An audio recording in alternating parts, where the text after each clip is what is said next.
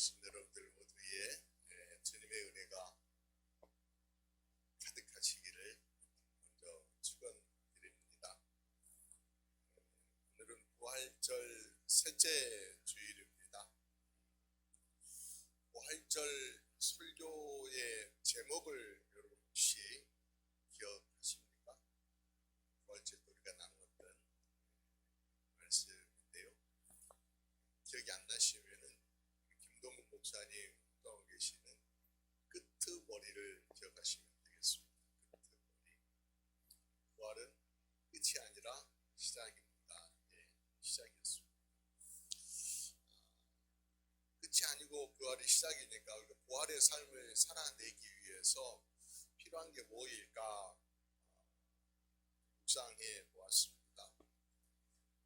몇 주간에 걸쳐서 부활 이후 우리가 시작을 위해서 그리스도인으로 살아내기 위해 필요한 것들이 뭐일지 점검하고 새기고 깨닫고 도전받는 그런 시간들을 세워봤으면 좋겠다라고 하는 그런 감동이 있어서 몇 주간 동안 여러분들과 함께 시작하면서 부활 이후 끝이 아닌 시작을 위해서 시작하면서 우리가 새길 말씀이 뭐인지 몇 주간 동안 좀 함께 나눠보려고 합니다.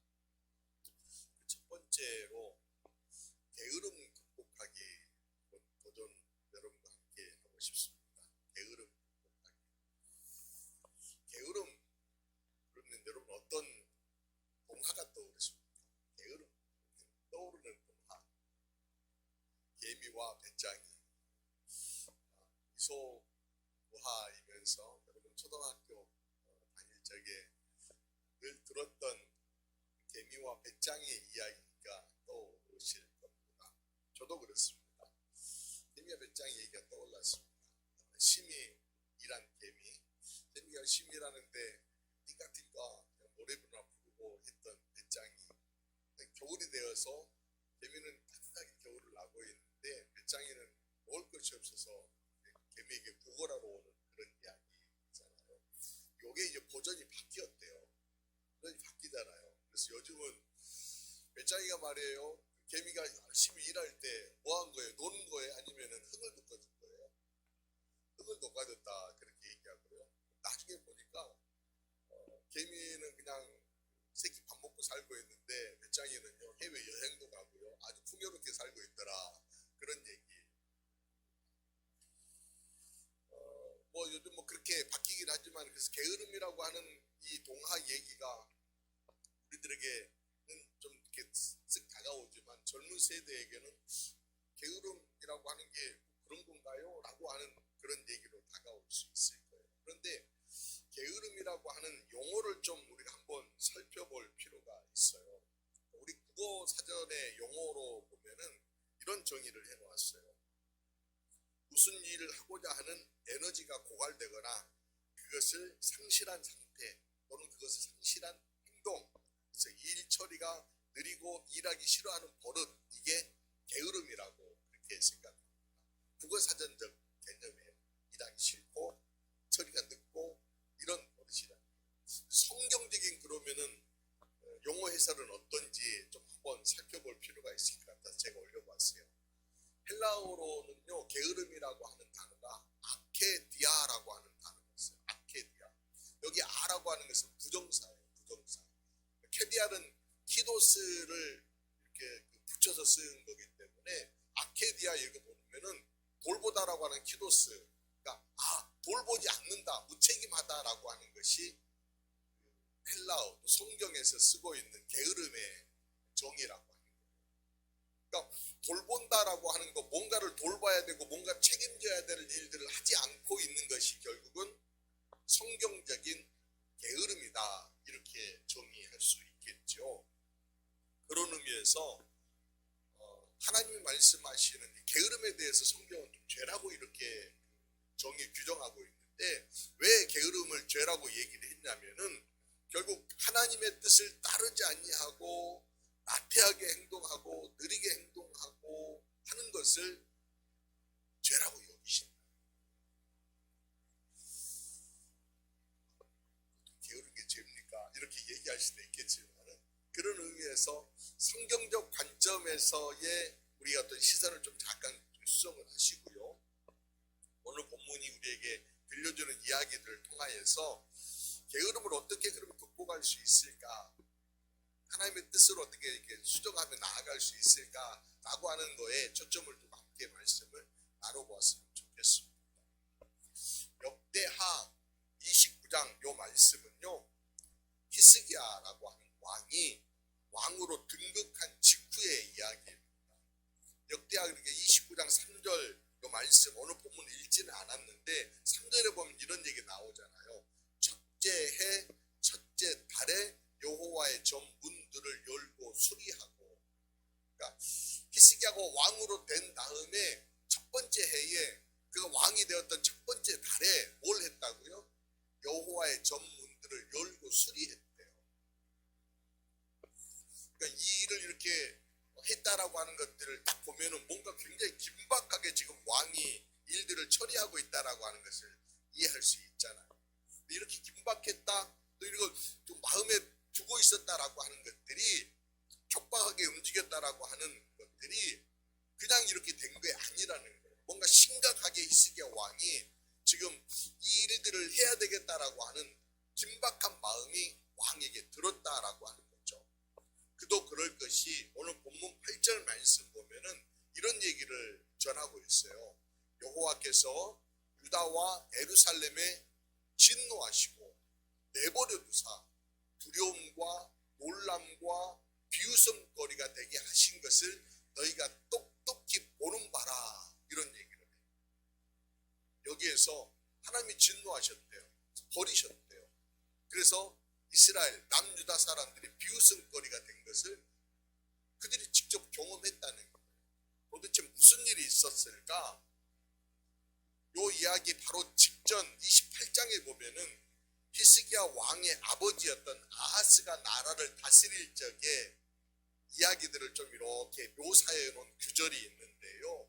역대하 28장 2절과 4절 말씀 보면은 이런 이야기가 소개돼요. 같이 한번 읽어볼까요? 시작. 이스라엘 왕들의 길로 행하여 바알들의 우상을 부어 만들고 또 흰놈의 아들 골짜기에서 분향하고 여호와께서 이스라엘 자손 앞에서 쫓아내신 이방 사람들의 가증한 일을 본받아 그의 아들들을 불사르고 또 산당과 작은 산 위에 모든 푸른 나무 아래에서 제사를 드리며 분향하니라. 이 이야기를요 설명을 들어야 되겠죠. 이스라엘 왕들의 길로 행했다라고 하는 그 표현은 지금 히스기야는요 남유다 왕이에요. 나라가 지금 둘로 갈라져 있다는 거예요. 그러니까 예루살렘 성전은 남쪽에가 있어요. 그런데 갈라진 저 북쪽을 이스라엘이라고 지칭하는 거예요. 북쪽의 왕들은요 바알 숭배를 해요. 우상을 숭배해요. 결국 그렇게 해서 북이스라엘이 아수르라고 하는 나라에 의해서 하나님이 치십니다. 멸망을 당하게 돼요. 그 이야기하는 거예요. 너희들이 북이스라엘 왕들의 길로 행하여 바알 우상을 부어 만들고 흰놈의 아들 골짜기에서 분향했다. 우상을 분향하는 일들을 했다는 거예요. 하나님께서 이스라엘 자손을 쫓아내신 이방의 그 신들, 이방 사람들의 가증한 일들을 본받아서 이방 우상에게 분향하고 또 자녀들을 불사르는, 그게 굉장히 몰록의 제사라고 얘기하는, 불사르는 그런 짓들을 하고요. 또 심지어는 푸른 나무 아래에서 제사를 드리고 분향했다. 나무 아래에서 분향했다라는 우상을 숭배했다라고 하는 것을 규정할 수 있는 거죠. 이거의 결과가 어떻을까요? 이 위의 결과, 이렇게 함으로 인하여서 이어지는 말씀 보면은요, 결과적으로 28장에 보면은 2절, 3절 후에 5절, 6절 계속 지나지는 말씀 보면은 남유다가요 아람의 공격을 받게 돼요.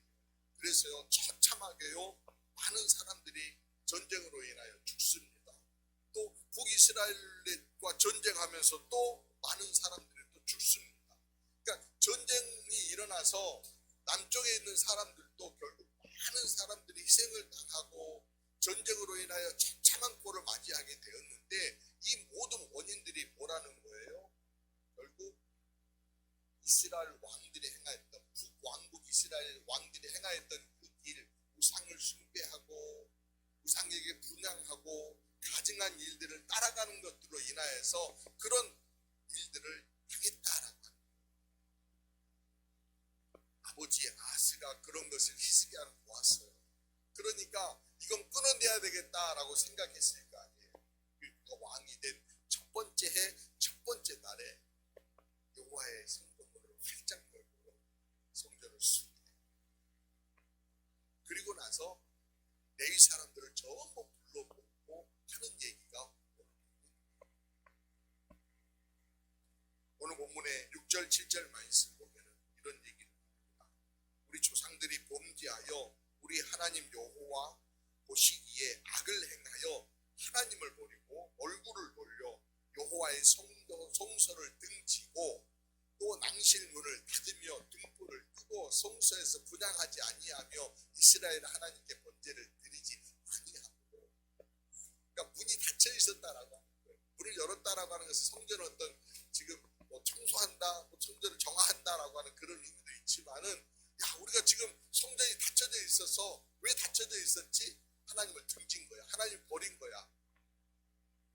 분향하지 아니하였던 거야. 번제를 드리지 아니하였던 거야. 그러면서 어디를 간 거예요? 성전을 찾지 아니하고 우상을 찾는 일들을 바빴다라고. 그래서 하나님 보시기에 그게 악이었다.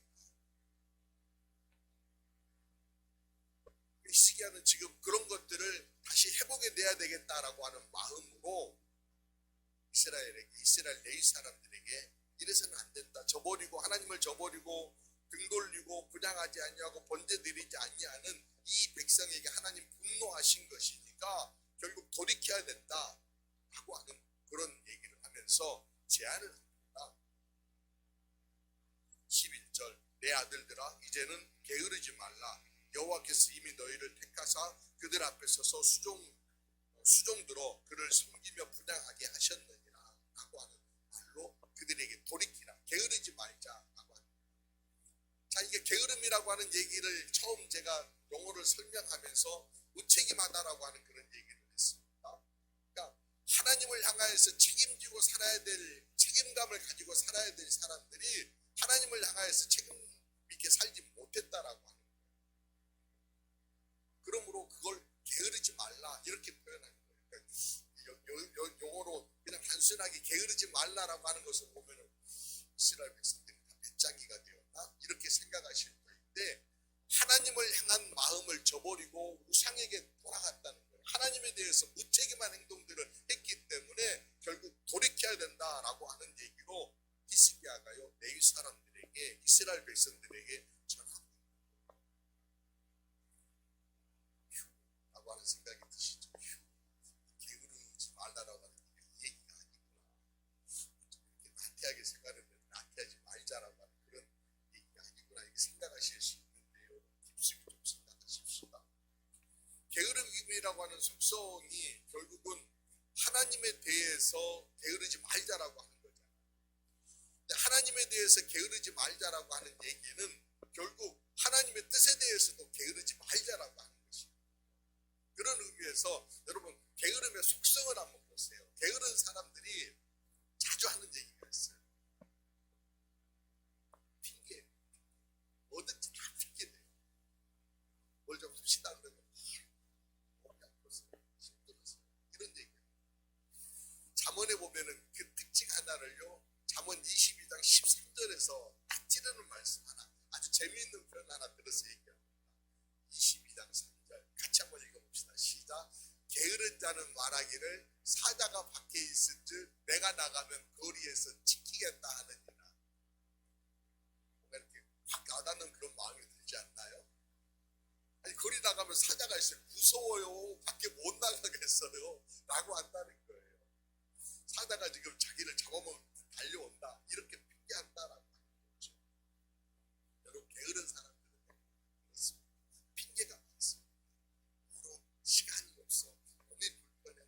그런데요. 돌려놓고 보면 그 핑계가요. 어떤 일에는 굉장히 열심히 있잖아요. 시간이 없고 또 몸도 별로 안 좋은데 어떤 일에 대해서는 굉장히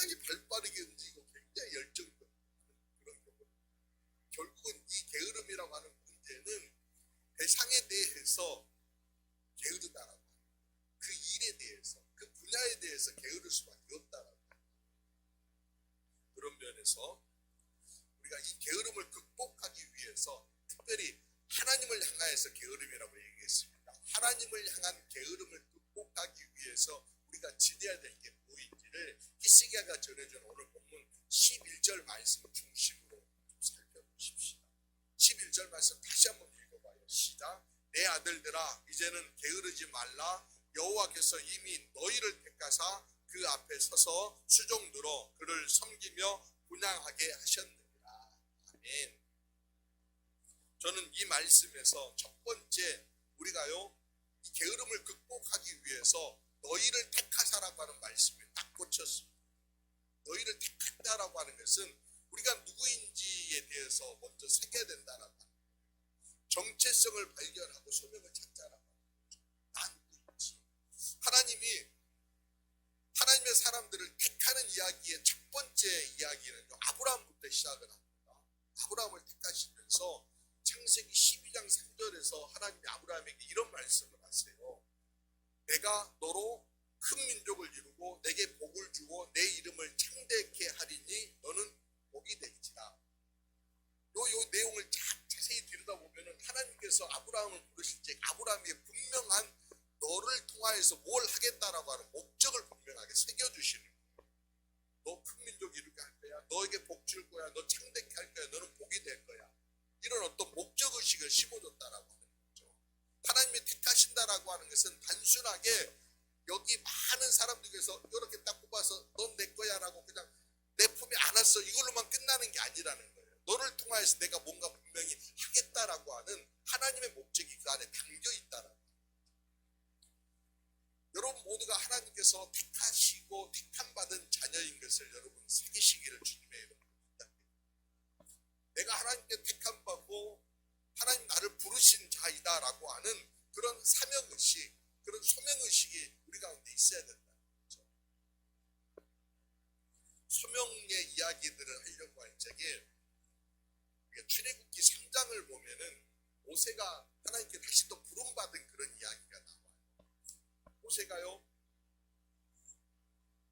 80 나이가 되었을 적에 하나님이 그를 찾아오시고 그가 40년 동안은 애굽의 궁정에서 훈련받고 왕자의 신분으로 살았고요.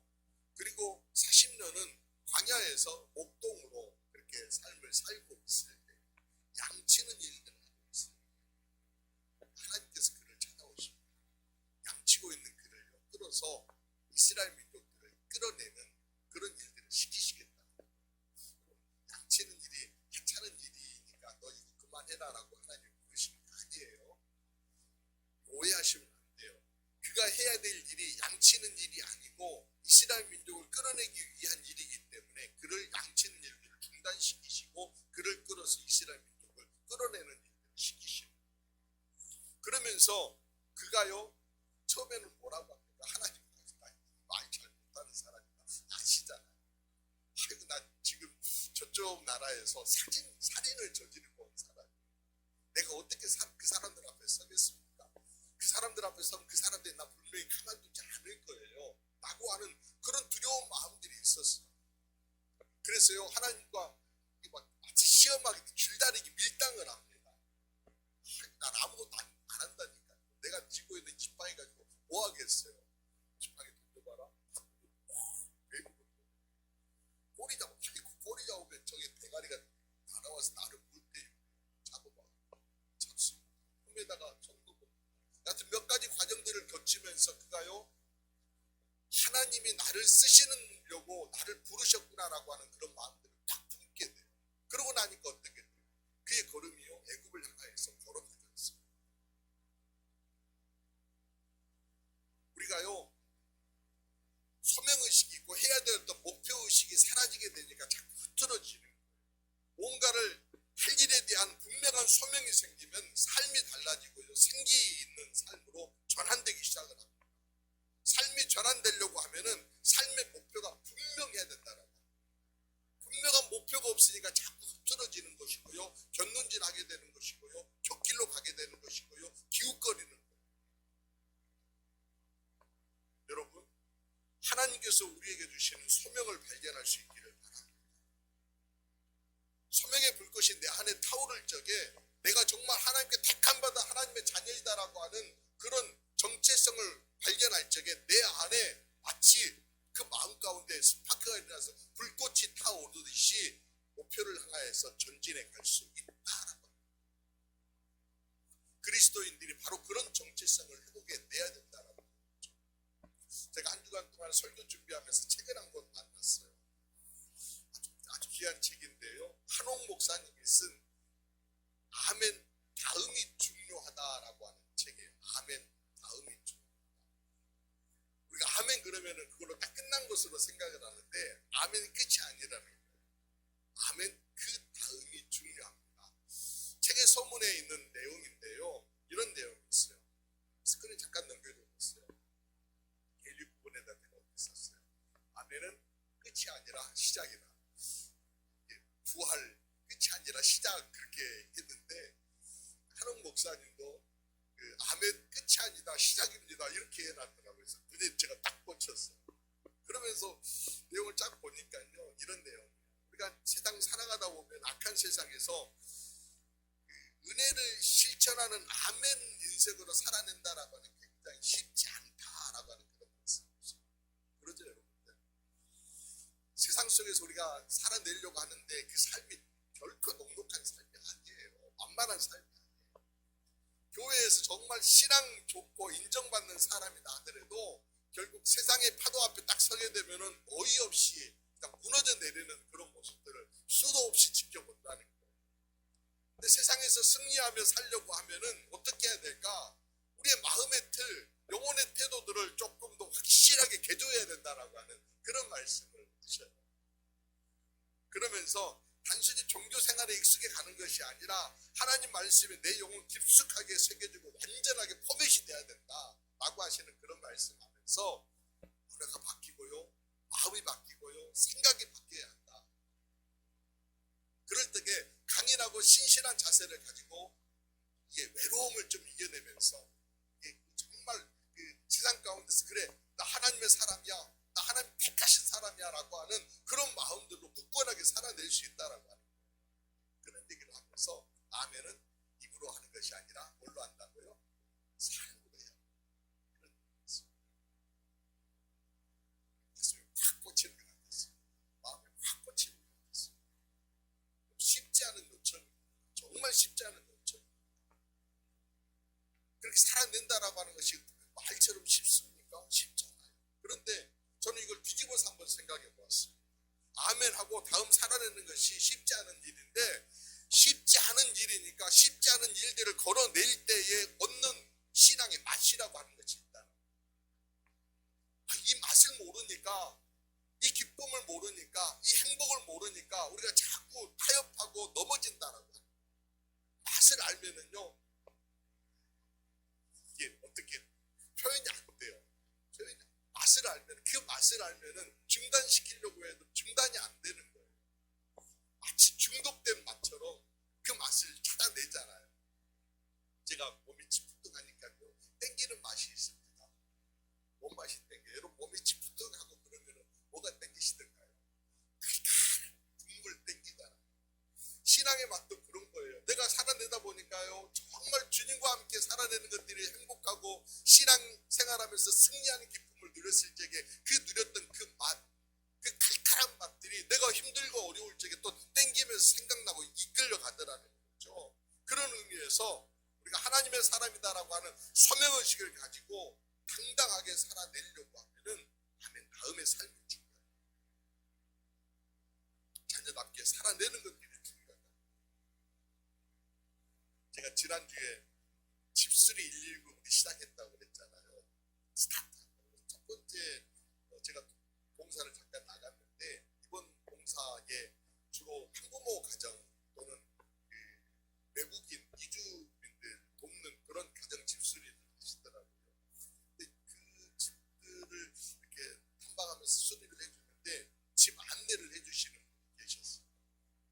어느 집이다, 어느 집에 가셔서 이렇게 수리하신다라고 안내해 주시는 분이 계셨는데 이분이요 안양 지역에서 매우 큰 교회 신앙생활 하시던 분이셨어요.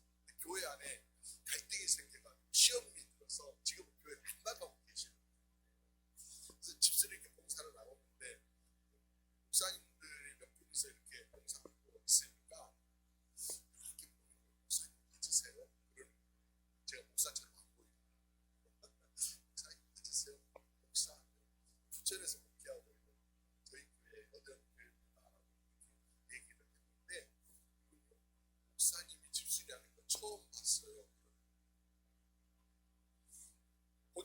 신앙생활하는 교회에서는 목사님 그러면은 설교하시고 신방하시고 늘 높은 곳에 계셔서 본인들이 섬겨야 하는 그런 어른으로만 늘 생각했다. 근데 목사님들이 이렇게 섬김을 위해서 집수리 하시고 이렇게 하시는 게 너무 자기에게는 낯설다라고 그런 얘기를 제가 반성했어요. 목사로서 대표해서 사과합니다. 목사님이 먼저 본인도 했어야 되는데 그러지 못했던 겁니다. 그분이 그런 얘기가 큰 교회에 있다 보니까 제가 큰 교회에서 구역장을 20년 가까이 했어요. 그런 얘기예요. 구역마다 때가 되면은 이렇게 막 돈을 모으는 그런 거 막 건데 그래서 목사님 섬겨야 돼요.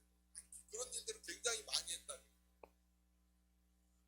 근데 본인이 시험 들어놓고 보니까 이건 아닌데 라고 하는 그런 마음들이 들어지더라고요.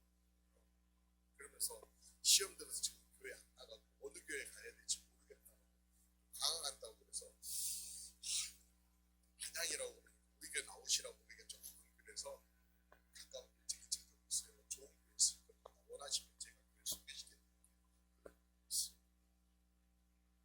그러면서 그분에게요, 집사님도 예수 전하는 삶 삽시다. 하나님 자녀답게 삽시다. 목사 보고 사는 것이 아니라 하나님 보고 사는 것이지. 하나님 자녀답게 살다 보면은 그 자리 지키고 살다 보면은 결국에는 하나님의 영광 받으시는 것이지라고 하는 그런 얘기를 했어요. 몸에 배이셨는지요? 그분이 꼭 식사 대접한 것입니다.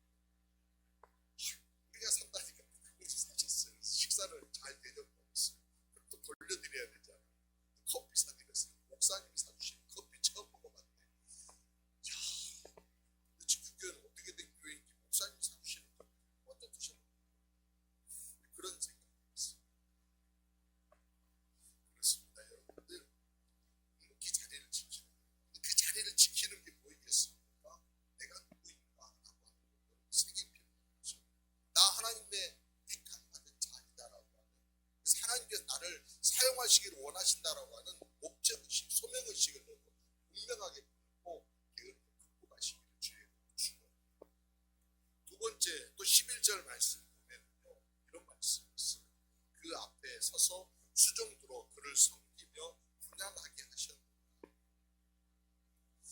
이건 레위인들에게만 국한된 게 아니잖아요. 지금 남유다의 많은 백성들이 그 마음들이 어디를 향하고 있어요? 이방 신에게 향하고 있는데 어디를 향하라? 하나님을 향하라는 거예요. 하나님께 턴해라. 그러니까 하나님을 신실하게 섬겨라. 하나님께 제사를 드려라 라고 하는 거죠. 우리로 얘기하면은 예배드림을 중단하지 아니하고 끊임없이 하나님을 향하여 예배드리는 삶을 살아라 라고 하는 그런 말씀.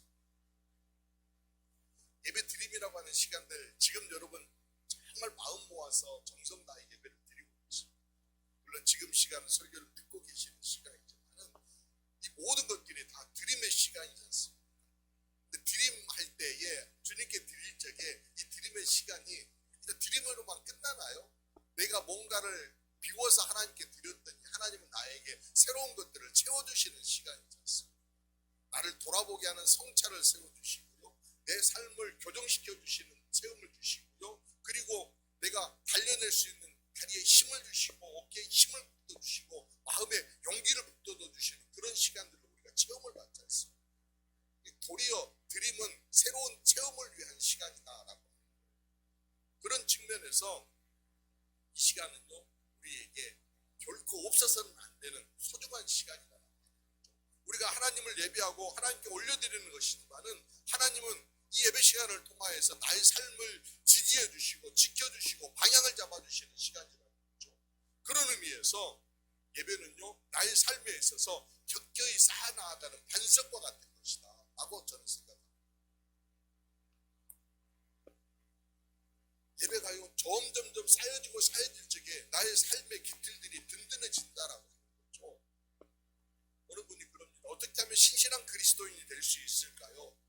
한 번에 신실한 그리스도인이 되는 것은 저는 없다고 생각합니다. 단번에 되는 건 없어요. 모든 것은 다 한 번에 한 걸음씩이에요. 한 걸음씩 가는 거예요. 예배자의 삶이 한 걸음 나아가면서 언어 생활이 바뀌게 되는 거예요. 생각이 바뀌게 되는 거고, 철저히 쌓아져서 또 하나님께서 들으시고 응답하는 역사가 나타나는 거예요. 목회하면서 보니까요, 단번에 회심하고 변화되는 분도 물론 있어요. 전혀 없다라고 말씀드리잖아요. 그러나 대부분은 많은 시간 싸우고 또 싸워 다듬고 다듬어져서 하나님의 은혜로 체험받아 세워지는 그런 의미에서 그 길은요, 평생 걸어야 되는 걸음일 수 있고요, 끊임없이 놓치지 않냐고 가야 될 방향을 향하여서 걷는 순례자의 길일 수 있는 겁니다. 사랑하는 여러분, 그 길을 걸어내십시오. 오늘 예배드릴 그 디딤돌을 하나의 디딤돌을 노아가 하나님의 명령을 따라서 방주를 지었는데 방주 짓는 기간이 120년이었어요. 방주를 짓는 120년이라고 시간 동안 방주를 지었습니다. 여러분 혹시 그런 질문을 마음속에 던져보신 적 없으세요? 어떻게 120년씩 방주를 짓지? 어느 분이 이 부분을 이렇게 해석해 봤는데 굉장히 재미가 있었어요. 전승에 의하면은 노아가 하나님의 말씀을 딱 들었을 적에 제일 먼저 한 것이 방주 지으라는 것입니다. 좋은 나무를 심어서 그 좋은 나무가 자라는데 10년, 20년, 30년, 40년 걸렸습니다. 그 나무가 계속 자라는 동안 한쪽에서는 또 방주를 지어 나아가는 과정들을 진행시키다 보니 기간이 몇 년 걸렸다고요?